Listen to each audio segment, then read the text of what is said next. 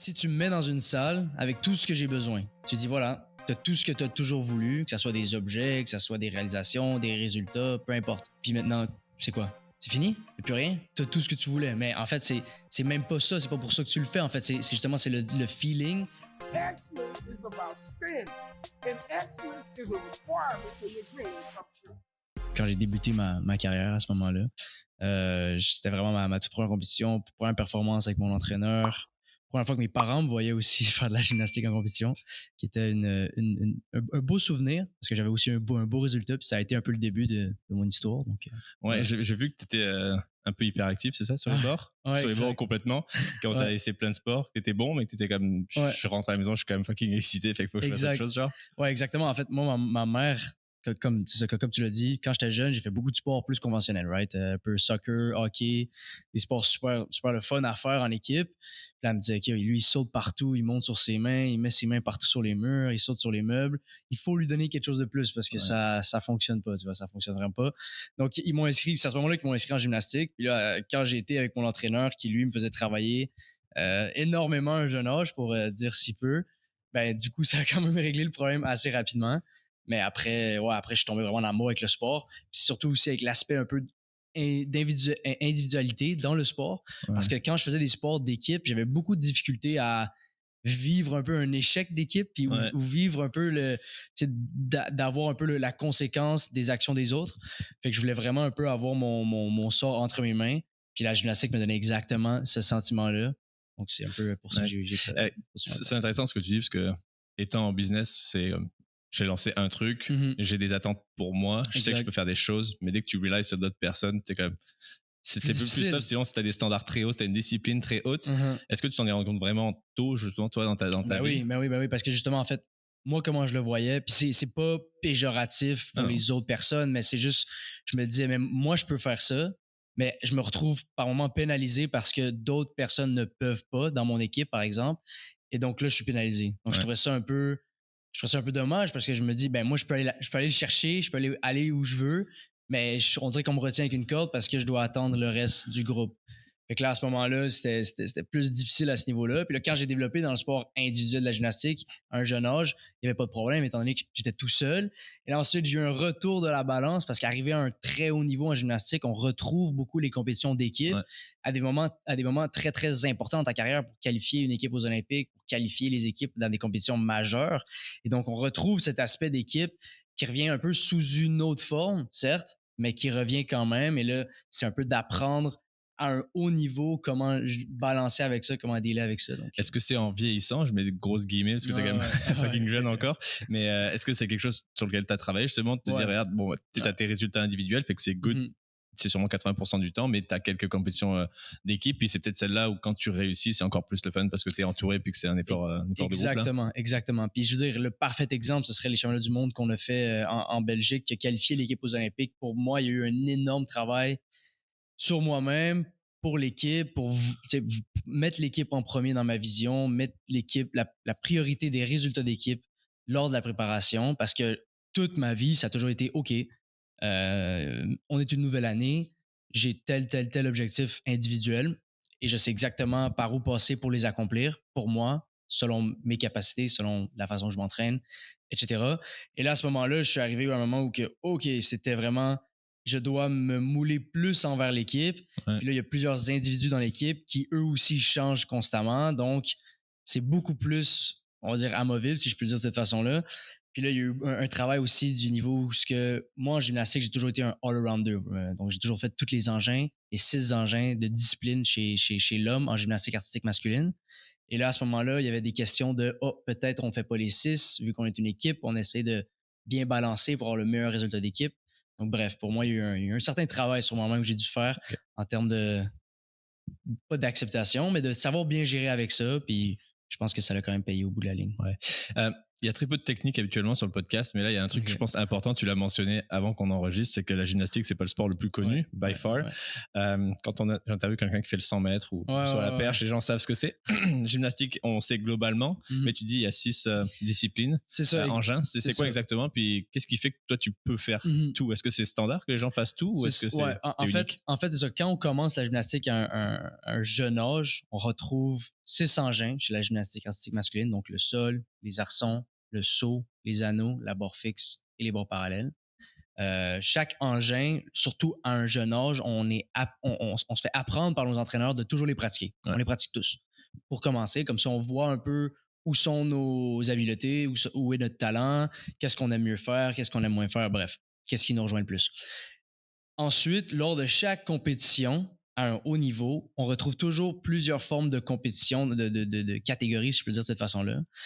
Au départ, ça va être les qualifications all-around et les qualifications par appareil. Donc, les qualifications all-around, ça va être pour les compétiteurs qui vont faire les 6 engins. Okay. Donc, bien évidemment, quelqu'un qui va faire les 6 engins va être demandé à travailler ses habiletés sur les 6 appareils qui, chaque appareil, en fait, ont des technicalités très différentes. Ouais. Donc, il y en a qui c'est beaucoup plus sur le bas du corps, il y en a qui c'est beaucoup plus sur le haut du corps, etc. Et donc, tu peux quand même te développer en étant un athlète all-around qui va être très, très bon sur les 6 engins. Donc, à la fin de la compétition, ils vont additionner les 6 scores. Et pour avoir une médaille, ben, en fait, tu as été le meilleur, le plus grand score en additionnant les 6 scores, aussi simple que ça. Ou tu peux être un athlète spécialiste qui appelle. Et donc, ça, c'est parce que tu es vraiment, vraiment bon au saut. Par exemple, tu es super puissant des jambes, donc tu cours très vite, tu sautes très fort, etc. Et donc, tu es extrêmement bon au saut, mais tu n'excelles pas autant sur les autres engins. Donc, tu vas décider de te focusser 100% tout ton temps sur le saut et dire, moi, je vais aller le plus loin possible sur le saut. Donc, à chaque fois qu'il va y avoir une compétition, ben, tu vas juste compétitionner au saut, tu vas essayer d'aller chercher ta médaille au saut et ça va s'arrêter là. Okay. Après, tu peux être spécialiste sur plusieurs engins aussi. Ça dépend de l'athlète. Il y a peut-être un truc que j'ai pas bien catché, mais je pense à l'heptathlon ou au décathlon en athlétisme.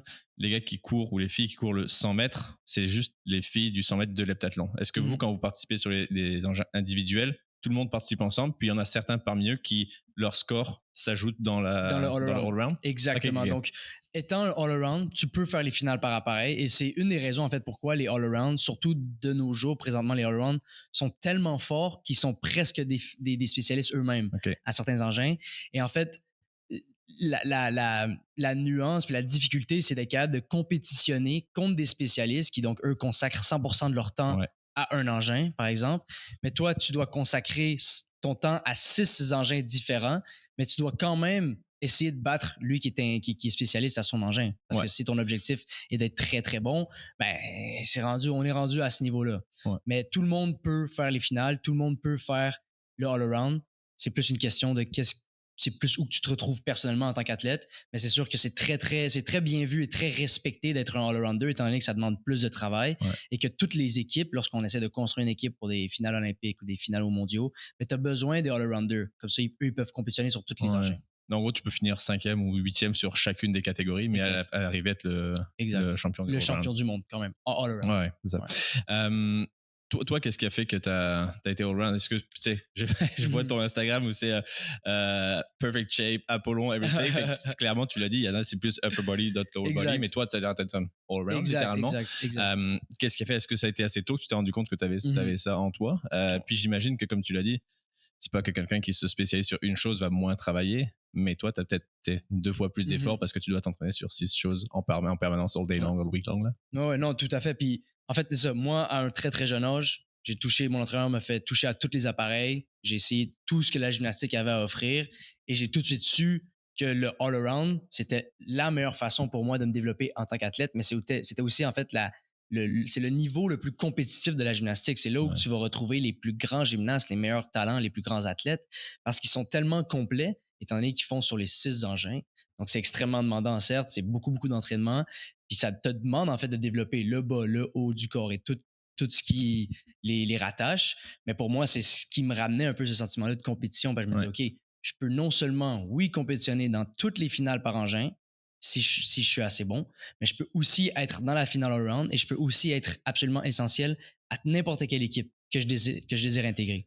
Est-ce que c'est un niveau de compétitivité comme assez extrême, above and beyond? Est-ce que ça revient finalement sur ton mindset qui est de comme je veux être le meilleur dans tout, pas mal, versus comme me focuser sur un puis essayer de toucher à tout? C'est exactement ça. En fait, tu m'as demandé au début c'était quoi mon premier souvenir de ma carrière, puis je t'ai dit c'est ma première compétition que j'ai fait. Ma première compétition de ma vie, quand j'étais très, très jeune, j'étais arrivé deuxième. Mes parents étaient super contents. « Oh, bravo, c'est trop cool, deuxième. » Moi, j'étais hors de moi. Je veux dire, deuxième, proche de la première place, ben, c'était pas satisfaisant, c'était pas assez. C'était comme un peu une défaite pour moi. Puis après cette journée-là, je me rappelle, j'ai travaillé jusqu'à ma prochaine Coupe Québec. Je pense que c'était une Coupe Québec qui allait arriver où j'allais faire face au même athlète qui m'avait battu à ce moment-là. Puis là, je l'avais battu à plat de couture. Puis là, c'est genre enchaîner les victoires. Puis c'est comme ça que je me sentais bien dans mon sport. C'est de cette façon-là que je savais que j'avançais de l'avant, où j'étais heureux de mes performances. Aussi simple que ça. Donc, ce sentiment-là, justement, de compétitivité en all-around qui dit non, je peux être capable de dominer sur le total des agrès, je peux dominer individuellement sur les agrès. C'était vraiment ce qui moi, me donnait un peu ce feu-là de compétition. Après, tu arrives aux internationaux, à des compétitions très, très, très de très haut niveau. Ouais. Tu as des athlètes qui sont pareils. Je veux dire, maintenant, quand on arrive dans le top du top, dans n'importe quelle discipline, tout le monde veut gagner. Tout le monde est très talentueux, tout le monde est très bon. C'est des très petits détails, c'est de l'entraînement, c'est de la persévérance qui vient faire la différence à la fin. Mais... D'où ça vient, cette compétition? Est-ce que ta famille était dans le sport de haut niveau ou est-ce que t'es juste né avec ça? En fait, oui, ma famille était dans le sport de haut niveau. Ma mère a fait de l'escrime de haut niveau, elle a fait de la gymnastique aussi. Mon père était très bon au hockey, il a joué au AAA à un jeune âge. Mon frère aussi a fait un peu de sport, un peu moins, quand même moins que moi, mais d'une façon plus récréative, mais il en a fait. Mais je te dirais que pour moi, ça a toujours été très présent. Après, d'où exactement ça vient, difficile à dire. Difficile à dire, mais à un très jeune âge, j'ai toujours été comme ça. Toujours, toujours, toujours. Je me suis toujours dit, si je fais quelque chose, c'est pour être le meilleur. Si je fais quelque chose, c'est pour au moins y aller au bout, y aller à 100%, avoir des grands objectifs. Sinon, à quoi bon? Moi, ça a toujours été comme ça. Après, c'est sûr que mon père était très, très, comment dire, très linéaire dans sa façon de m'éduquer dans le sport. Il m'a toujours pointé vers le haut. Il a toujours dit, écoute, si tu fais quelque chose, justement, fais-le jusqu'au bout. Ici, nous, on veut que tu te développes. Il faut travailler fort. C'est ce qu'on respecte, c'est ce qu'on aime. Il faut mettre les efforts. Voilà. Donc, c'est vraiment comme ça que moi, j'ai été éduqué. Puis après, je l'ai un peu mis à ma sauce, puis avec ma perception du sport, ma mentalité. Mais je veux dire, être compétitif, je pense, dans le sport, comme tu dois aussi très bien le savoir, dans l'entrepreneuriat, c'est essentiel. C'est essentiel parce qu'il y a tellement des journées que c'est difficile, il y a tellement des journées où on se dit, il n'y a pas de fin. Que si tu n'as pas ce sentiment-là ou cette fin de compétitivité-là, ben, tu t'aurais fait écraser il y a longtemps de ça. Et il y a l'aspect compétitif, puis il y a l'aspect, c'est ça, le growth mindset, de vouloir soi-même progresser en permanence. Et des fois, il n'y a pas besoin. Je le regarde, encore une fois, tu parlais de l'entrepreneuriat, je le regarde dans le monde du business, puis des fois, je me dis, qu'est-ce qui va faire que cette personne va vouloir aller au next step? Qu'est-ce qui va faire? Tu sais, chacun a une personnalité différente. Puis ma blonde m'a demandé, mais comme, elle dit, mets-toi à leur place, qu'est-ce qui, toi, quand tu étais employé et pas employeur, te faisait avancer? Je suis comme, moi, parce que j'avais pas besoin, c'est sûr, avoir un bon manager, avoir une bonne équipe, avoir une bonne team, tout ça c'est important. C'est juste inside là. Je peux être entouré par personne, je vais quand même pousser le podcast, personne m'a demandé de le faire, personne n'avait des attentes, je le fais, je le pousse. C'est juste inside. C'est quelque chose qui est difficile, je pense, à éduquer. Peut-être si tu as des parents qui te tirent vers le haut, tout ça, si tu l'as. Mais ça peut juste être, tu as une graine à l'intérieur, puis elle pousse, puis il n'y a aucun événement extérieur qui peut faire que ça s'arrête d'une certaine manière. Mais ça devient fatigant aussi. Exactement. Puis pour moi, honnêtement, c'est comme une façon de vivre en soi. C'est plus, si tu me mets dans une salle avec tout ce que j'ai besoin, tout ce que j'ai toujours voulu, tu dis voilà, tu as tout ce que tu as toujours voulu, que ce soit des objets, que ce soit des réalisations, des résultats, peu importe. Voilà, tu es dans la salle, tu as tout ce que tu veux. Puis maintenant, c'est quoi? C'est fini? Il n'y a plus rien?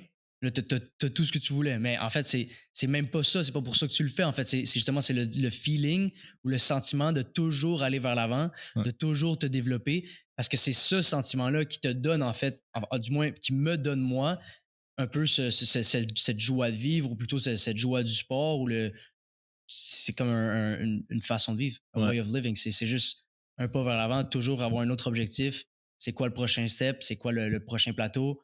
Si c'est fini, si c'est comme jour le jour, pas de but pour moi. Justement, pour toi, quand tu te lèves maintenant le matin, c'est quoi tes objectifs? Tu as sûrement des objectifs court terme, genre aujourd'hui, c'est pas me blesser, avoir du fun, puis peut-être passer tel ou tel trick, puis sous un mois c'est ça, et sous 2 ans c'est ça. C'est comme, tu sais, est-ce que tu as une l'air super discipliné? Est-ce que tu as justement cette manière de penser, d'organiser? Moi, c'est quand même assez très détaillé dans un certain sens, ou court, long, moyen terme, long terme. Donc non, c'est sûr. Puis comme tu l'as si bien dit, mettons, aujourd'hui, je vais aller m'entraîner 2 fois. Donc j'ai mes objectifs d'entraînement. rester en santé, ça c'est toujours numéro 1 chaque matin que je me réveille parce que en étant athlète de haut niveau, c'est tout le temps très à risque. Ensuite, évidemment, là, il y a les Olympiques cette année. Donc, les Olympiques, c'est ma priorité numéro 1 en 2024. Il n'y a rien d'autre qui passe avant ça.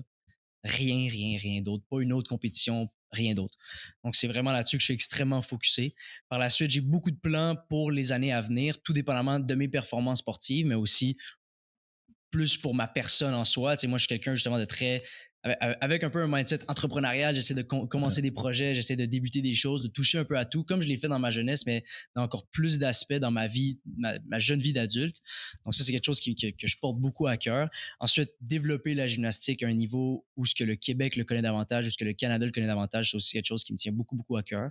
Et après, je veux dire, rendre fiers les gens qui m'ont supporté, mon coach, ma famille, mon entraîneur et tout le monde autour. C'est aussi, ça, c'est comme une mission de tous les jours pour moi. Mais après, c'est sûr que le sport de la gymnastique en soi va rester dans ma vie pour un bon moment encore. Ouais. Je pense pas faire un jeu ou 2 jeux. Tu sais, pour moi, il n'y a pas de limite. Pas de limite. Je veux dire, je le ferai tant et aussi longtemps que je le désire ou que mon corps me le permet et que c'est ce que je veux. Lorsque ça sera différent puis ça sera correct de cette façon-là. Mais c'est sûr que là, j'ai beaucoup, beaucoup d'objectifs. Je pense que c'est très essentiel pour avancer de l'avant puis savoir où tu t'en vas. Si tu te réveilles tous les matins en disant wow, on verra ce qu'aujourd'hui nous amène. Bon, ça peut être beau de temps en temps, mais je pense que lorsqu'on a des objectifs très précis puis surtout très ambitieuses, on a besoin de justement avoir une ligne de repère. Je veux dire, OK, dans 2 mois, je dois avoir fini tel projet ou je dois avoir débuté tel projet. Dans 5 mois, je dois être à Paris aux Jeux Olympiques en X forme, peu importe. Dans 1 an et demi, je dois avoir atteint tant d'heures d'entraînement ou bref. Pour moi, ça m'aide beaucoup à avancer. Et est-ce que tu as le revers de la médaille des fois où tu sens que tu pousses trop fort? Tu étais encore super jeune, mais ça peut arriver assez rapidement. Puis il y a eu des athlètes qui l'ont dit, là, qu'ils ont peut-être burn-out d'une certaine manière. Ouais. Est-ce que c'est quelque chose que tu monitores aussi? Honnêtement, oui et non. Je vais t'expliquer la nuance. Je suis encore dans une phase je pourrais dire, soit de ma vie ou de ma carrière, surtout sportive, parce que je pense, pour moi, ça s'enligne vraiment beaucoup dans le sport, que lorsque je regarde à l'extérieur, donc pas au Canada, mais surtout à l'international, ce que les gymnastes ils font, les résultats qu'ils ont, l'entraînement qu'ils exécutent, etc., on dirait que c'est très difficile pour moi d'avoir l'impression de pousser trop. Parce qu'il y a beaucoup, beaucoup, beaucoup de gars qui travaillent très, très, très fort. Alors pour moi, ça m'oblige de mettre les bouchées doubles sans même regarder vers l'arrière, de dire oh, je travaille peut-être un peu trop fort. C'est sûr que à un certain point, on va souffrir on finit toujours par souffrir du succès de travailler tout le temps, parce que surtout dans le sport, ton corps est cop. Ton corps est cop. Et moi, c'est vraiment à ce niveau-là que je dois apprendre pour savoir mieux le gérer, surtout en période olympique, étant donné que à un certain moment, pousser, oui, pour devenir meilleur, certainement. Mais si ton genou il déchire, si ton épaule ne tient pas, tu n'es pas plus avancé.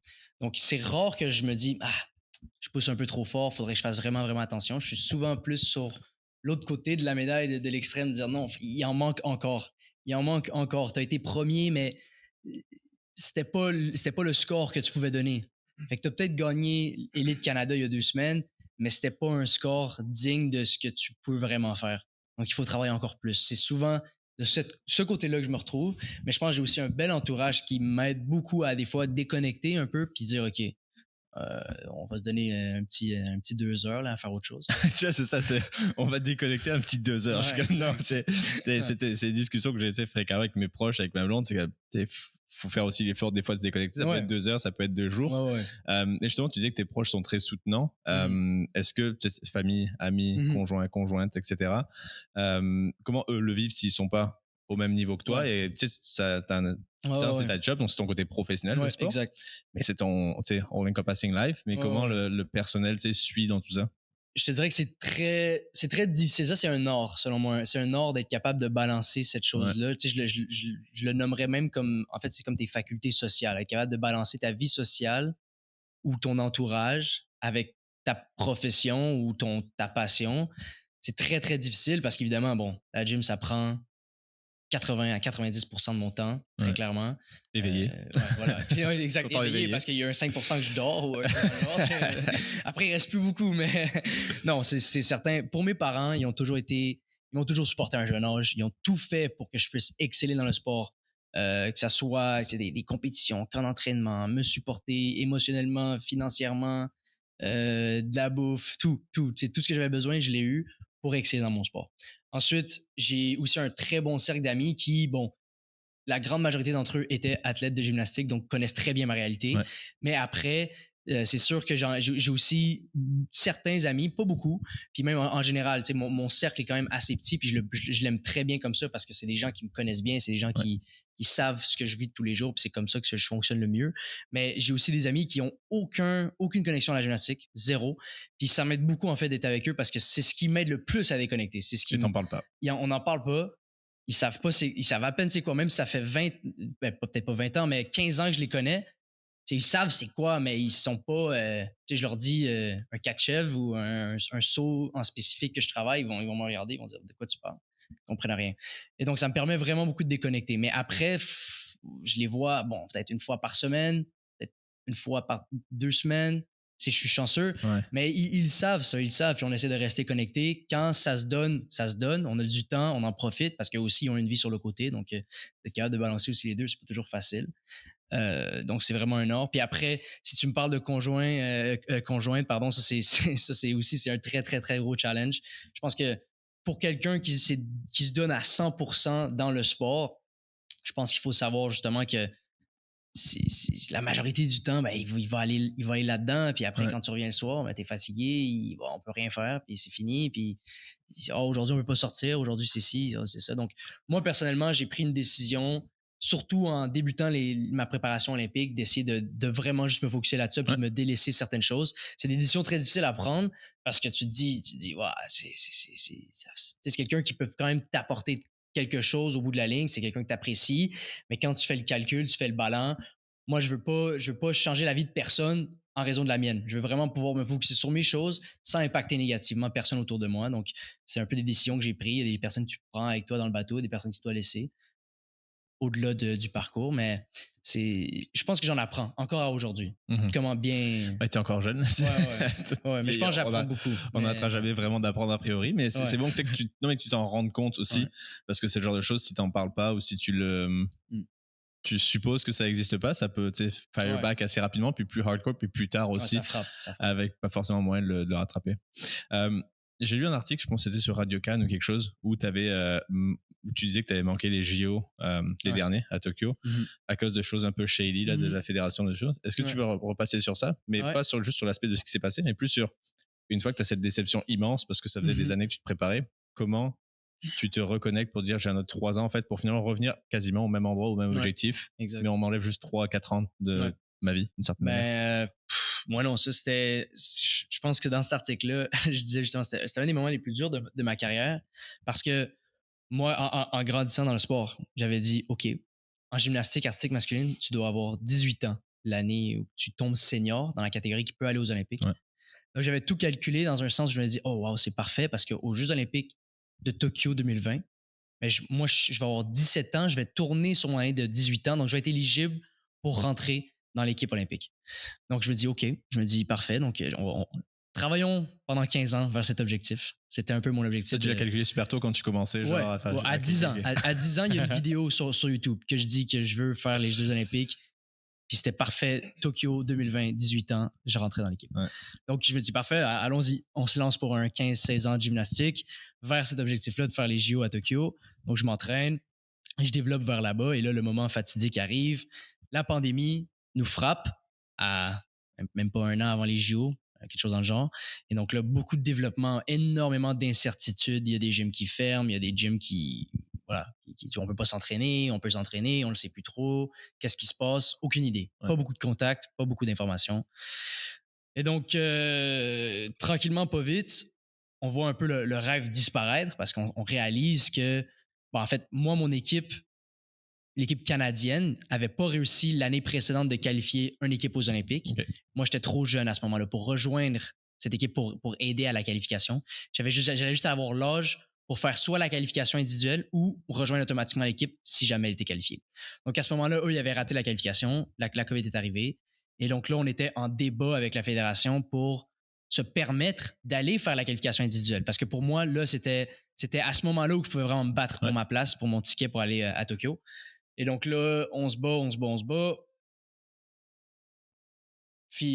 Finalement, on n'y arrive pas à y aller. Ils nous interdisent. Après, peu importe de procès ou de contrats qu'on était prêts à signer pour dire qu'on dédommageait tout le monde juste pour que je puisse y aller. Moi, j'étais prêt à payer mon ticket, payer mon hôtel, me rendre là-bas en taxi s'il fallait, puis faire ma compétition. Tu sais, je veux dire, quand tu as travaillé toute ta vie pour essayer de te qualifier, que tu sois en forme, pas en forme, malade, COVID, moi, pour vrai, ça m'était complètement égal. Pour être très, très franc, je veux dire, je comprends qu'il y avait des risques. C'était peut-être pas ce qui était la décision la plus intelligente, mais à ce moment-là, il n'y a pas de. C'était pas une réflexion d'essayer de trouver la bonne idée. C'était 15 ans de ma vie qu'il y avait sur la balance. Donc, je me disais, honnêtement, c'est tout ce que je connais dans la vie. Donc, tout ce que j'ai fait jusqu'à maintenant, c'était comme un peu pour ça. Donc, ouais, au pire, j'aurais la COVID. Hein. Je dirais, ouais, je ramènerais des mouchoirs. Je sais pas quoi te dire. Bref, ils nous laissent pas y aller. On a été interdits, bloqué l'accès. Donc, j'ai pas pu me qualifier pour les Jeux Olympiques de Tokyo. Et après, tu te dis, bon, ben, qu'est-ce qu'on fait? Qu'est-ce qu'on fait? Parce qu'encore là, il y avait toujours la pandémie qui était quand même en place, énormément de restrictions. Moi, j'étais de retour au Stade olympique à Montréal pour m'entraîner, mais beaucoup, beaucoup de restrictions. On se dit, c'est quoi le prochain objectif? C'est vers où on s'en va? À ce moment-là, moi, ça m'a pris, je te dirais, un bon 3-4 mois pour dire qu'on travaille vers un objectif ou qu'on sait vers où on s'en va.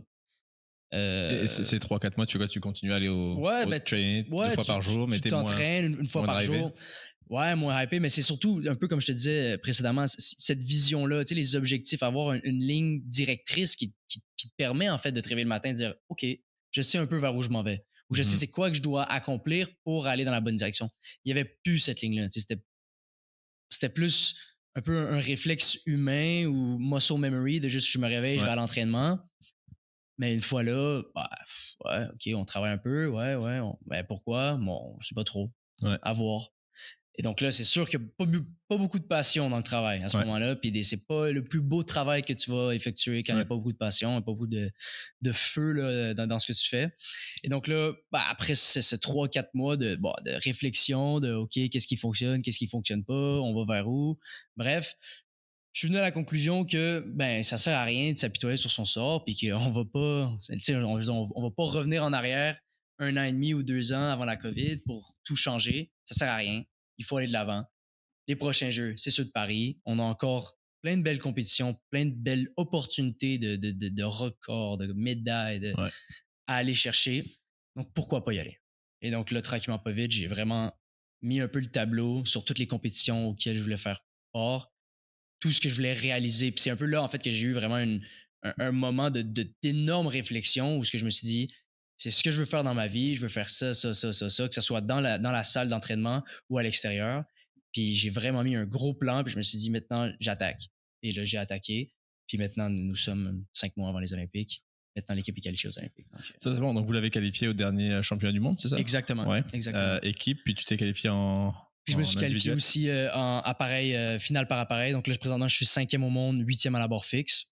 Donc j'ai fait les 2 finales. Moi, c'est mes premières finales en championnat du monde. Puis c'était aussi, ça faisait un petit bout aussi qu'un Canadien n'avait pas fait un résultat de 5e, là, je pense, en finale au championnat du monde. Donc c'était des très belles performances. Puis en plus, après, on avait enchaîné avec les Panam. Aussi été des très, très, très belles compétitions, très belles performances. On a brisé des records d'équipe, records individuels. Donc c'était vraiment des belles et c'est quoi, donc tu disais tout à l'heure que tu étais dans cette salle puis tu avais tous tes résultats.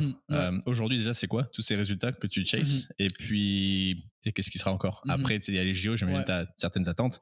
Puis les JO suivants, puis les JO suivants, puis il y a des Panam, puis il y a des championnats du monde. Absolument. Ça, c'est comment? Est-ce que en fait, dans cette salle-là, je te dirais qu'il y a beaucoup, outre les résultats, on va commencer par les résultats, bien évidemment, ce serait la participation olympique est dans un coin, mais la médaille olympique est sur le mur. Ça, c'est certain que c'est un rêve d'athlète. C'est un de mes plus grands rêves. Quand j'étais jeune, j'ai toujours dit que je voulais faire les Olympiques, mais je pense que gagner une médaille, où j'en suis aujourd'hui, c'est quelque chose auquel je peux regarder, je peux viser. Puis je pense que c'est vraiment un accomplissement sportif de gagner une médaille aux Olympiques. Après, c'est certain aussi de devenir champion du monde. C'est quelque chose de très, très unique. Puis peu d'athlètes peuvent se nommer champion du monde. Donc ça aussi, ça ferait partie de ça. Ensuite, plus un niveau d'impact ou de legacy, si je peux le dire de cette façon-là, ce serait vraiment comme je l'ai dit précédemment, d'amener la gymnastique au Québec à un autre niveau, d'essayer vraiment mettre ce sport d'une façon plus plus visible sur la map au Québec, de montrer aux jeunes à quel point c'est un magnifique sport qui te permet de développer ton physique, ton mental. On dirait que personnellement, j'ai tellement appris au travers de mes expériences. Certes, ça a été extrêmement difficile, je ne vais pas le cacher, mais ça m'a formé en tant que personne, ça m'a formé en tant qu'athlète, en tant qu'individu de toutes les façons possibles. Et je pense que c'est la meilleure école d'apprentissage. Donc, je pense que ce serait dommage de voir un peu ce sport-là disparaître au Québec ou pas voir de grandes relèves parce que je pense que ça le mérite tellement. Puis, il y a beaucoup, beaucoup de personnes, beaucoup de très bons entraîneurs, très bons athlètes qui essaient de rendre ce sport-là un bel environnement puis quelque chose où on peut vraiment s'épanouir. Donc ça, ce serait définitivement là-dedans. Puis par la suite, je pense aussi pour une après-carrière, j'aimerais vraiment me développer un peu dans l'entrepreneuriat parce que je pense que c'est quelque chose qui rejoint ma personnalité beaucoup. Développer des projets, c'est toujours quelque chose que j'ai aimé, mais je pense que avoir quelque chose qu'on crée de ses propres mains, comme moi, chaque jour, je crée de mes propres mains, ben, c'est ce qui me rend en réalité vraiment heureux parce que c'est quelque chose qui m'appartient, c'est quelque chose qui est à moi, puis c'est vraiment quelque chose pour ce dont on peut être très fier au bout de la ligne lorsqu'on réalise, peu importe le résultat final. Donc, c'est quelque chose, pourquoi pas, que j'aimerais me lancer plus tard après ma carrière. Mais comme je l'ai dit, ma carrière, je veux dire, on verra vers jusqu'à quand elle se déroule. Mais c'est sûr qu'il y a plein de beaux résultats, rendre les gens qui m'ont supporté très, très fiers et amener la gymnastique à un autre niveau. Ce serait un beau ramassis de résultats qui me rendrait très fier. Ça, c'est une belle salle. Puis tu parles de legacy, de faire monter la visibilité de la gymnastique. J'ai vu aussi dans je sais pas si c'était une fiche sur toi ou quoi, que tu étais comme public speaker ou speaker ici à l'INES notamment. Est-ce que c'est des choses qui étaient super jeune pour penser à ça, puis tu sais, avoir envie de give back d'une certaine manière? Oui. Est-ce que ça a toujours été en toi, ça? Absolument, absolument. Puis je veux dire, être quelqu'un justement qui peut partager ses expériences dans le sport. Moi, personnellement, c'est à travers la gymnastique, mais je pense que c'est aussi, comme je dis, une école de pensée, puis une école qui apprend aux jeunes, parce que je pense que c'est surtout eux que j'aime impacter ou que j'aimerais un peu donner mon bagage ou léguer mon bagage et mes connaissances. C'est le sport en général. Le sport en général, c'est quelque chose qui te développe en tant qu'individu. Tu apprends énormément de valeurs qui peut être applicable, que ce soit à l'école, que ce soit au travail, que ce soit dans la vie, que ce soit dans tes relations sociales, partout, puis qui vont t'aider en fait à grandir en tant qu'individu, puis pourquoi pas créer ensuite par toi-même, par tes propres mains, peu importe le projet que tu désires. Donc moi, c'est vraiment, oui, c'est une des façons que j'aime partager. Bon, je suis quelqu'un aussi qui parle beaucoup en général, donc je me suis dit, ça pourrait le faire. Ça pourrait être une bonne solution. Et non, effectivement, à travers le sport, je trouve que c'est un très beau message à partager. Puis après, c'est sûr que moi, je n'ai pas refait la roue au complet. Tu as d'autres personnes avant moi dans le sport. Rapidement comme ça, je pense à Bruni Surin, par exemple, qui aussi est un très, très, très bel exemple d'athlète accompli qui maintenant redonne justement et une carrière grâce à ça aussi dans juste ses expériences, toutes les valeurs qu'il possède, son bagage, c'est absolument, tu sais, c'est tellement de valeur et être capable de justement le donner, le léguer, le partager pour aider ton prochain. Selon moi, il n'y a rien de mieux pour construire une meilleure société puis des meilleurs athlètes, pourquoi pas. Ouais. Et tu es pas mal aussi actif sur les réseaux sociaux. Est-ce que c'est une des manières, c'est pas la manière, encore une fois, la plus facile, parce que c'est là où tu sais que rapidement du monde peut te voir. Est-ce que c'est quelque chose que tu contrôles? Puis tu as l'air, là, tu as un paquet de followers, puis tout ce que tu fais, c'est assez sleek. Est-ce que c'est quelque chose que tu as travaillé depuis longtemps? Exactement, non, tu as tout compris. Ça a été un de mes premiers objectifs quand j'ai commencé mon Instagram, mes réseaux sociaux en général. Très, très jeune, je mettais des vidéos de moi qui faisaient de la gymnastique. J'essayais de populariser ou du moins montrer aux gens ce que je faisais de tous mes journées parce que tu dis à quelqu'un dans la cour d'école, il dit je fais 30 heures de gymnastique. Et lui, il te regarde avec des points d'interrogation, il n'a aucune idée de quoi tu parles. Donc, c'était un peu ma façon de partager aux gens puis de montrer qu'est-ce que je faisais. Puis à quel point c'était formidable la gymnastique, puis qu'un gars de 12 ans peut faire un double back avec des vrilles, puis tu te dis, c'est malade. J'ai dit, quand tu travailles vers un objectif, quand tu es minutieux dans ton travail, mais tout est réalisable. Même des double backs avec des double vrilles. Donc là, plus le temps avançait, plus j'ai eu des résultats. Aussi, les réseaux sociaux sont arrivés à une autre place dans nos vies aussi, qui sont beaucoup plus influents, beaucoup plus importants. C'est sûr que moi, je l'ai vu tout de suite comme un outil très, très, très utile pour réaliser cet objectif-là, justement, atteindre plus de personnes, partager mon message. Là, présentement, justement, j'essaie de faire de plus en plus de vidéos en français, essayer de partager le français parce qu'au début, beaucoup dans le monde de la gymnastique au Canada, c'était tout anglophone. tout le monde parle anglais. Puis même moi, je veux dire, moi, ma première langue, c'est le français. Je parlais pas anglais. Donc, il a fallu un peu que j'apprenne, que je me débrouille de mieux en mieux. Après, maintenant, c'est bon, là, je parle très, très bien anglais, mais c'était tout en anglais. Donc, il fallait que je fasse en anglais. Là, maintenant, j'essaie justement d'accommoder plus, dire non, je suis québécois. Je veux aussi que le Québec le voit. Je veux que le Québec puisse s'y rattacher, même si j'ai 50 000 abonnés qui parlent seulement anglais, que j'ai 30 000 abonnés qui parlent seulement espagnol. Moi, je suis Ça, c'est québécois. factuel? C'est stuffé? Ben, tu as l'info à peu près? Pas exactement, mais oui, effectivement, j'ai vraiment une très, une grosse partie de mon influence sur les réseaux sociaux, du moins sur Instagram, qui vient d'Amérique latine, parce qu'il y a beaucoup, beaucoup de compétitions en Amérique latine que je participe. Puis c'est un peuple très, comment dire, très enthousiaste envers le sport, mais envers la gymnastique aussi, mais genre très, très, très enthousiaste. Et donc, chaque fois que je vais là-bas, c'est les abonnés, ils montent en flèche, mais c'est sûr que. C'est pour ça que tu voulais prendre le taxi. Ouais, je voulais aller direct. Direct. Ouais, non, mais non, je pense que c'est une belle façon de partager ça. Puis, encore meilleur exemple, j'ai créé un podcast on utilise les réseaux, on utilise Spotify, on utilise un peu tout pour partager ce message-là du sport, de la gymnastique, de ce qu'on fait et de tout le all in between. Donc, non, c'est surtout. Et le podcast, c'est une autre manière de faire ça, plus avec tes potes aussi. Versus un réseau social. Les réseaux sociaux, c'est toi. Finalement, les gens te follow pour toi. Mais là, c'est comme avec du monde, peut-être aussi essayer de faire parler des athlètes un peu moins connus, moins successful à l'échelle mondiale. 100%. 100%. Tu as tout compris. Puis moi, je l'ai vu en fait. En fait, j'ai eu un développement où avec mes réseaux sociaux, je suis arrivé à un palier où tu disais, OK, OK, je peux vraiment avoir un impact. Pardon. Il y a des gens qui m'écrivent, qui disent, j'ai commencé la gymnastique à cause de toi. T'es mon inspiration, t'es mon modèle. Tu dis, OK, ça devient plus gros que tu le pensais peut-être à la base. Puis là, hop, t'as des contrats qui rentrent, t'as des compagnies qui veulent faire affaire avec toi. Donc, tu te dis, oh, c'est vraiment, tu sais, c'est fou ce truc-là des réseaux sociaux. Qui l'eût cru? Et là, ensuite, je me dis, bah, pourquoi pas essayer de créer vraiment une plateforme pour le sport, où ce que je peux amener mes collègues qui sont en fait mes amis, mais mes collègues d'entraînement là-dedans, qui eux, soit sont déjà un peu sur les réseaux sociaux, tranquillement se développent, ou entre autres qui, pas du tout, touchent à rien, ils connaissent pas trop ça, ils sont pas trop dans le monde. Mais je me dis, OK, on crée un projet ensemble, on s'améliore tous à discuter, à parler, on est entre amis, on a du fun, on a du plaisir, on se fait à souper, ensuite on fait un podcast, on discute de tout et de rien, puis tranquillement, pas vite, on essaie de voir vers où le projet nous amène. Donc, on essaie de structurer, on achète du meilleur matériel, on fait du montage et chacun d'entre nous vont développer des capacités qu'on n'avait pas avant. Donc, ça va être une belle expérience. On va s'améliorer en tant qu'individu, que ce soit en montage, en tournage, en parlant comme ça face à face et allons voir vers où ça nous amène. Aussi simple que ça. Et donc là, on a parti le projet. C'est bon. Ça avance bien, so far? Vous avez commencé fin d'année? Ouais, exactement. On a commencé vers la fin d'année 2023. Ça avance super bien. Écoute, c'est beaucoup de...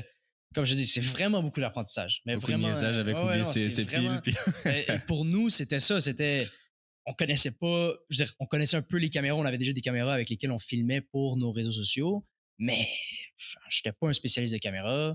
Je n'étais pas un spécialiste de lumière. Je n'étais pas un spécialiste de son. Et pour moi, je veux dire, j'avais jamais fait un podcast où on tourne les micros, ça filme, on fait quoi? On fait juste parler, on parle de tout et de rien. Tu sais, non, il faut peut-être avoir un petit sujet, il faut avoir une certaine structure, une certaine recherche. Puis ensuite, un de nos plus grands objectifs à moyen court terme, c'était d'avoir notre premier invité. On invite quelqu'un. Donc là, on se dit, OK, mais comment on va trouver quelqu'un invité? Qui qu'on invite? Comment on interviewe? Moi, j'ai déjà été interviewé plusieurs fois, mais j'avais jamais comme interviewé quelqu'un d'autre, un autre athlète. Donc là, c'est un peu d'apprendre c'est ce développement-là ou ces tactiques-là pour donner en fait un produit qui est plaisant à écouter tout simplement pour n'importe qui. Et tranquillement, pas vite, je pense qu'il y a des gens, on a beaucoup de feedback, il y a des gens qui sont contents, il y a des gens qui aiment ça, ils trouvent ça plaisant, donc on va essayer de continuer de s'améliorer, puis espérons que ça aille bien. Je prendrais, parce que tu as l'air d'être pas mal plus équipé que moi, fait que je prendrais tes feedbacks sur vos caméras et tout, vos lumières. Je te donnerai mes informations. On n'a pas tant parlé parce que en général, c'est un sujet qui est souvent tabou, mais l'aspect financier, tout ce que tu fais, c'est fucking incroyable, c'est motivant. Ouais. Mais la gym t'apporte pas forcément un salaire, le public speaking, le podcast, puis moi le podcast non plus. Mais est-ce que l'aspect financier, ça a l'air de souvent l'être sur les sportifs de haut niveau qui sont pas genre NFL, NHL et tout. Est-ce que c'est quelque chose pour toi au quotidien qui peut être stressant? Je te dirais, je suis très chanceux dans un sens où à un jeune âge, moi mes parents ont tout pris en charge. Okay. Tout pris en charge jusqu'à mes 18 ans. là où officiellement j'étais devenu majeur et en même temps, je suis rentré sur le carding qui appelle pour les athlètes de haut niveau au Canada où tu es subventionné par le gouvernement. Bon, après, ça, c'est rien de. Bon, c'est pas la grosse vie, mais c'était assez pour payer ma gymnastique. Okay. Et étant donné que c'était assez pour payer ma gymnastique, mon entraîneur, en fait, mes parents, à cet âge-là, on a comme littéralement fait un contrat. J'ai serré la main à mon père. J'ai dit, c'est fini. Je te remercie pour tout ton support. Maintenant, je vais prendre en charge tous les dépenses, tout ce que je dois payer en fait en tant qu'athlète de haut niveau. Je veux les assumer pour comprendre c'est quoi, parce qu'il y avait beaucoup, tu sais, il y avait vraiment assez sacrifié mes parents. Puis quand je te parle de sacrifice, je veux dire, moi, on vient pas, on est une famille très moyenne, on venait vraiment de rien de fou. Puis la gymnastique par année, avec beaucoup de compétitions quand t'es jeune, on tourne vers du 10 000 en montant par année. Donc, c'était très, très, très. C'était une grosse charge pour eux et je voulais vraiment leur enlever ça sur le dos. J'avais 18 ans, je gagnais un peu d'argent grâce à la gymnastique, grâce aux subventions gouvernementales. Et donc, j'ai pris ça en charge. Mais en général, il y a très peu d'athlètes qui ont la chance d'avoir des subventions, des bourses, des supports financiers, sponsors, etc. Très, très, très peu. Et ça, c'est quelque chose que, du moins, je suis très courant au Canada, que ce soit en gymnastique, mais que ce soit dans plein d'autres sports.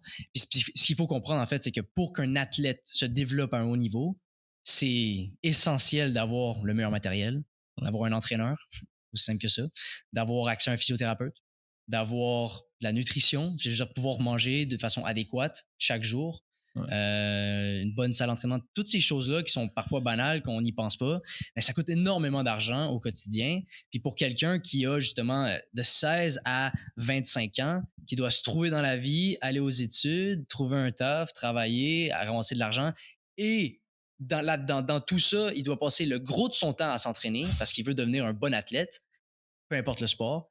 Ben, des fois, c'est compliqué. Donc, il faut être très, très innovateur et il faut trouver des façons. Moi, comme je l'ai dit, j'ai été très chanceux parce que, en fait, en raison des résultats que j'ai eus, avec l'équipe nationale, dès que j'ai fait ma transition junior-senior, j'avais assez pour justement juste subvenir à mes besoins puis payer ma gymnastique. Après, je vivais encore chez mes parents, donc ça, ça l'aide beaucoup.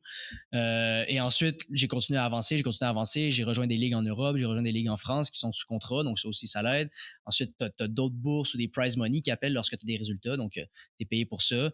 Après, tu as des partnerships, les réseaux sociaux qui rentrent en ligne de compte, ça aussi, ça peut beaucoup aider. Donc, il y a plein de... Tu arrives un peu quand tu te débrouilles, quand tu es comme chanceux, là, du côté chanceux de la médaille, tu te débrouilles pas mal. Tu arrives à t'en sortir après. Il y a des athlètes qui excellent, mais beaucoup, beaucoup plus que n'importe qui, mais qui vivent très, très, très bien. Ça, c'est sans aucun doute. Mais je pense que c'est vraiment ce qui est un peu vicieux là-dedans, c'est le développement. Là où c'est le plus crucial, mais c'est là qu'il y a le moins de support. En fait. C'est là qu'il y a le moins de support. Puis c'est là que c'est très difficile parce que c'est là que les athlètes vont soit monter en flèche ou tomber d'une falaise. Puis c'est souvent ce support-là financier qui peut faire la différence. Ouais, et puis c'est vrai que quand tu arrives à ce niveau-là, c'est un peu le serpent qui se mord la queue. Comme tu l'as dit, tu as besoin de support puis de pouvoir te payer tes bonnes choses pour devenir un athlète de haut niveau. Ouais. Mais en même temps, on te demande d'être un athlète de haut niveau pour avoir du funding somehow. C'est comme moi, vice-versa. Exactement. Puis je regarde certains athlètes en gymnastique avec qui, justement, je passe la majorité de mon temps, toutes mes journées avec qui je m'entraîne, qui, eux, doivent travailler sur le côté, doivent s'entraîner en même temps. Puis après, ils sont directement, c'est peut-être vicieux dit comme ça, mais ils sont contre moi. Tu vois. Chaque fois qu'on compétitionne, on est l'un contre l'autre. Puis selon nos résultats, ben lui, il peut avoir un financement, moi, je peux avoir un financement. Il n'y a pas une quantité illimitée de financement. Donc moi, quand je m'entraîne 2 fois par jour, puis lui, il peut seulement s'entraîner 1 fois par jour. Parce qu'il va travailler l'autre. Ben, parce qu'il doit travailler. Ben moi, c'est sûr que moi, j'avance encore plus haut. Là. Moi, j'avance plus haut. Puis là, quand on arrive à la compétition où ce que le résultat va déterminer qui de nous deux est financé, j'ai plus de chance. C'est sûr, j'ai plus de chance. Je suis plus prêt, je suis plus entraîné. Donc là, je gagne. Donc là, moi, je suis encore subventionné. Lui, il n'en peut pas. Et donc là, ça continue. C'est la boucle infinie. Voilà. Donc, c'est ça. Je pense qu'il y a beaucoup de choses à faire encore dans le monde, dans le sport de haut niveau. Enfin, ça a l'air que tu es covered d'une certaine manière. Et c'est good for you. Mais je pense qu'il y a beaucoup. Peut-être qu'il y a le Canada, où je pense que tous les pays au monde atteignent pas le pic de chacun de leurs athlètes ou de leur potentiel parce qu'il y a cet aspect financier qui a l'air d'être un peu tabou et qui est pas facile à résoudre, mais en général.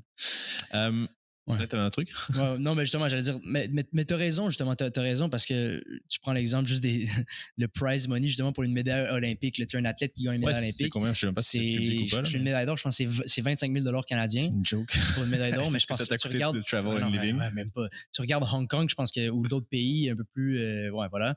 1 million. On tourne vers les millions. Une médaille parce que c'est la fédération qui te. La fédération qui va payer. C'est pas le comité olympique ou quoi. Non, c'est les fédérations individuelles des pays. Jesus. Donc, c'est 1 million. Tu sais, t'en as un qui va gagner une médaille de bronze ou une médaille d'argent. Il y a un demi-million, 1 million, il devient millionnaire. Toi, t'as peut-être assez pour payer pour le loyer de l'année. Ouais. Puis ton back and forth, puis un petit peu sans compter le voyagement. Tu pushes le coach, la bouffe. C'est fou. C'est fait. Mais après moi, comme je te dis, je suis très, très, très chanceux. Je me compte très chanceux, puis je travaille très, très fort pour certaines choses. Mais, puis en fait, pour être très honnête avec toi, je sais pas pourquoi l'argent ou le côté financier devrait être tabou dans le sport. Moi, personnellement, c'est un sujet avec lequel je suis très à l'aise. Puis je pense que c'est un sujet justement que j'essaie de démocratiser plus dans le sport. Puis même avec mes collègues qui sont en gymnastique ou juste dans la Fédération canadienne, parce que justement, plus que tu connais sur le sujet, plus que tu arrives à connaître là-dessus, ben mieux tu vas être outillé, soit pour t'aider, soit pour aider les autres, soit pour mieux t'en sortir. Puis je pense que c'est quelque chose justement qu'on devrait plus partager en soi. Du moins, moi, c'est comme ça que je le vois en tant qu'athlète. Puis, je veux dire, quelqu'un qui gagne bien sa vie, ben souvent, c'est parce qu'il travaille pour. Donc, moi, je vois pas le problème là-dedans. Ouais. Cool. Hey, je sais que tu as un entraînement après, pas trop traîner. Question personnelle. T'es shapé comme un Apollon, on va se le dire. J'ai à peu près 10 minutes par jour où je trouve le moment de faire un peu de sport. Qu'est-ce que je dois faire? Short-term stuff, enfin pas short-term, mais comme quick stuff que je fais chaque jour pendant 6 mois. Qu'est-ce que je devrais faire? 10 minutes? 10, 15. Ouais, OK. Numéro 1, ben, je sais pas si ça va compter dans ton 10 minutes, mais c'est la nutrition. Ouais. Ça, c'est le premier chose que tu vas vouloir changer. Après, ça dépend c'est quoi l'objectif. Prendre du poids, gagner du muscle, perdre du poids, peu importe. Ça dépend. Mais nutrition, c'est complètement overlooked. J'ai le mot en anglais, là, mais souvent les gens, ils passent par-dessus, puis ils vont direct à l'entraînement. La nutrition, même si on pense que c'est juste pour les athlètes de haut niveau, ça peut changer ton physique de A à Z. Ça ressemble à quoi ta diète, justement? Comment? Toi, en tant qu'athlète de haut niveau, ça ressemble à quoi ta diète? Ouais, c'est ça. Ben, moi, présentement, là, je suis en temps de compétition. Donc, lorsque je suis arrivé à un moment de performance, ma nutrition va, au niveau de mes calories, moi, je fonds. Je baisse beaucoup, beaucoup, beaucoup pour perdre du poids. Je deviens plus sec. Donc, c'est là que souvent sur les vidéos, j'ai encore plus d'abdos, je suis encore plus rip parce que je perds peut-être 1 kilo, 2 kilos qui sont comme. C'est quasiment du muscle. Là. Rendu là, c'est quasiment du muscle, mais tu deviens extrêmement, extrêmement sec.